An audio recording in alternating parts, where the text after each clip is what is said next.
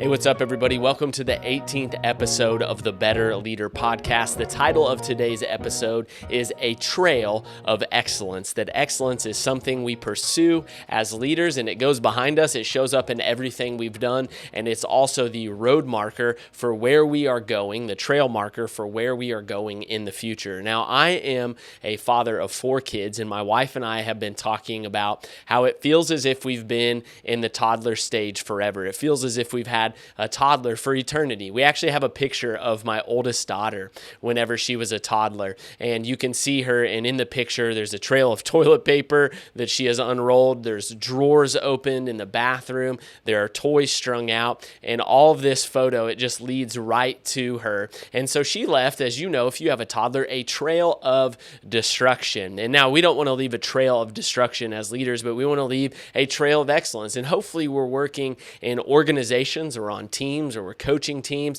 that are doing excellent things. And we have a track record of that. You can see it in a variety of settings and in a multitude of ways. But it also, when we pursue excellence and when we have already had a trail of excellence, it helps to mark the way of where we are going in the future. And what made me think of this concept or this idea is I actually recently had the opportunity to visit the new headquarters for Convoy of Hope. Convoy of Hope is a nonprofit based out of Southwest Missouri that does work globally around the world. And since 1994, Convoy of Hope has given away over $2.5 billion, that's with a B, $2.5 billion worth of food, resources, clean water projects. This is the work that they do around the globe. They provide food for children in need. They provide women's empowerment programs and a variety of other responses in natural disasters and in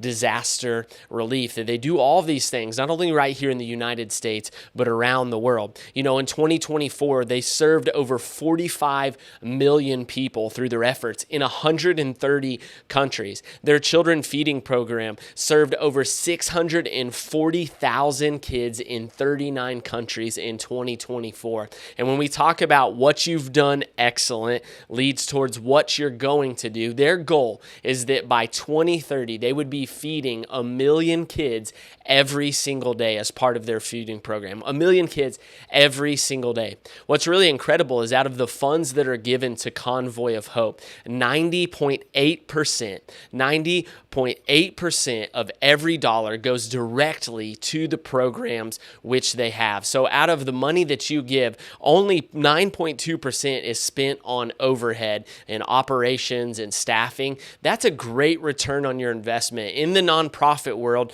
this is really an unheard of ratio. So what they are doing at Convoy of Hope is just really incredible. And also they've been recognized by people like Forbes for what they're doing, but also they've been recognized by other institutions for the integrity and financial transparency they have in their organization. Now, when I went and toured this building, what is incredible is that as you come onto the campus, things are in order and done with excellence. It looks nice. As you go into the lobby, you're greeted by a receptionist to this just beautiful architecture that is their new headquarters. And everything is clean. There's a purpose to everything. You see clear branding. There's a color palette that matches. There's a font that matches, that even their cafeteria area is warm and it's inviting. And so I was just blown away by how they kept their facilities. I was also impressed by their people. As we were taking a tour, it's very obvious that we were taking a tour. People said hello to us. They introduced themselves. You could see that this culture wasn't just excellent in terms of what they had, but also in the people that they were developing. And as we walked through one of the bays, and you're kind of at this window that overlooks a massive garage, you could see their disaster relief vehicles that they have been given by various people that they have purchased through the years. And it was immaculate. It was clean. Every vehicle looked as if it had just been polished and washed. The storage shelves were all organized. As we went to another standing deck, and you could observe out into the warehouse space where they keep a lot of their food, in which they quickly mobilize this and send it out in these situations, that everything was organized. Everything was done with a purpose. There was banners showcasing their mission, their vision, and talking about how they do it for the children and those who are in need. And I just walked walked away as I went to this experience, and I was just impressed by what they did because they did it with excellence. There was a trail of excellence going back to 1994 to give away $2.5 billion worth of resources. There's a trail of excellence in what they do. I even look at the content they produce and the videos and images that they put out by their creative team. And as you walk through their set, it looks like a professional movie set. And they do such a great job of telling a story and of impacting the world, and what they are doing globally is just really impressive. And they have a trail of excellence. There wasn't one thing that I saw that I was like, oh yeah, they didn't do that well. There's a trail of excellence behind them. And because of that, I believe it is leading them in the vision towards what they want to accomplish in the future. And so, as I mentioned already, if you're a leader, this is what you want, right? You want people to see the things that you've touched, that they are excellent. You want people to see the organization that you work with, the team that you coach, that you do things and pursue things with excellence. Now, here's the challenge.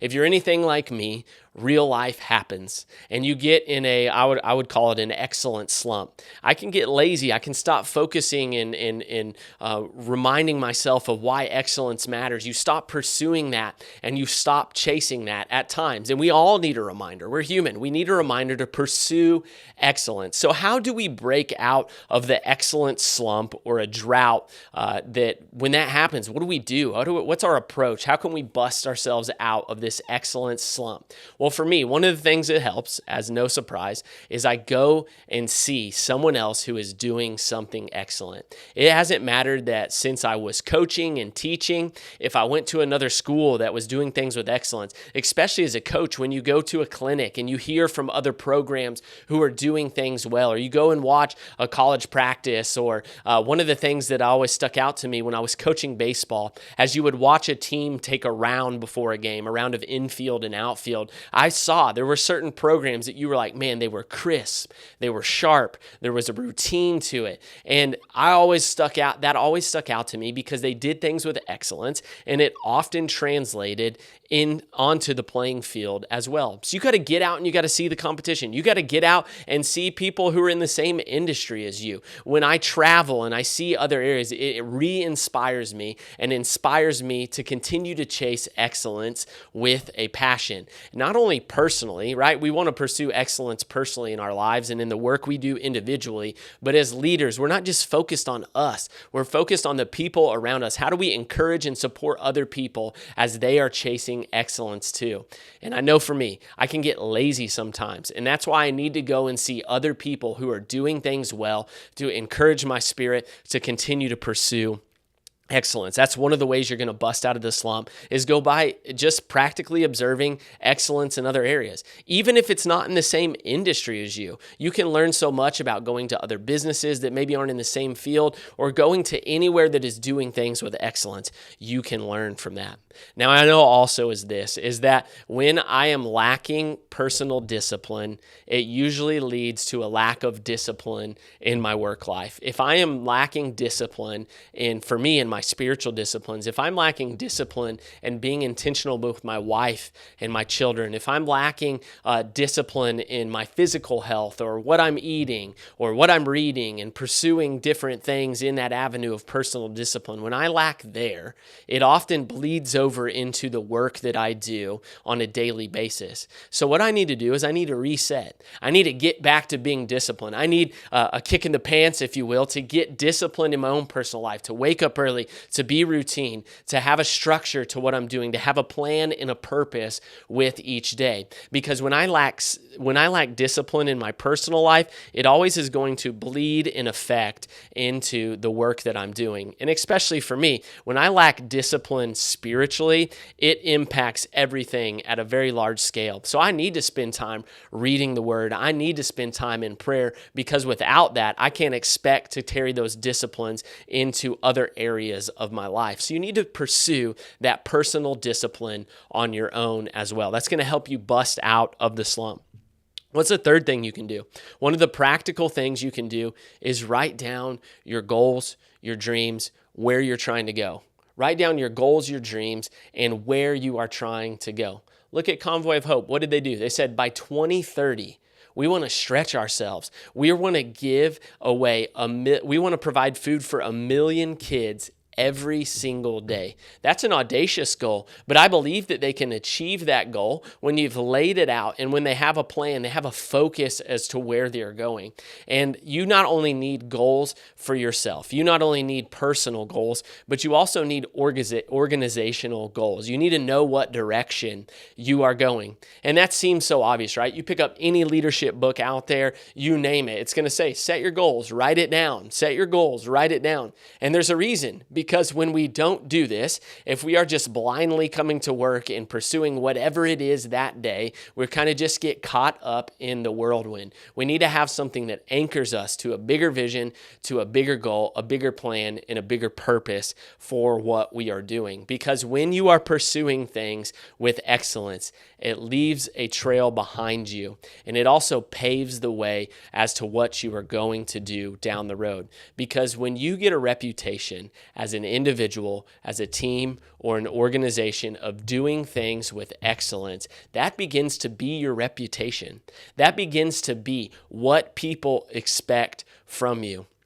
And at the end of the day, we're all just normal people, and we often need a reset. And these are things that we can practically do to break us out of the slump. Because what I want for my life, what I want for the church that I work at, what I want for my family, what I want for you too as you lead and pursue, is that we would be people that leave behind a trail of excellence and cast a vision for the future. Because as leaders, that's our responsibility, not just for excellence for ourselves, but excellence for and helping to push and encourage the people that are around us. The excellence we pursue will always lead a trail, and it will help to guide us down the road as well. So I hope you enjoyed this episode, and we'll catch you next time.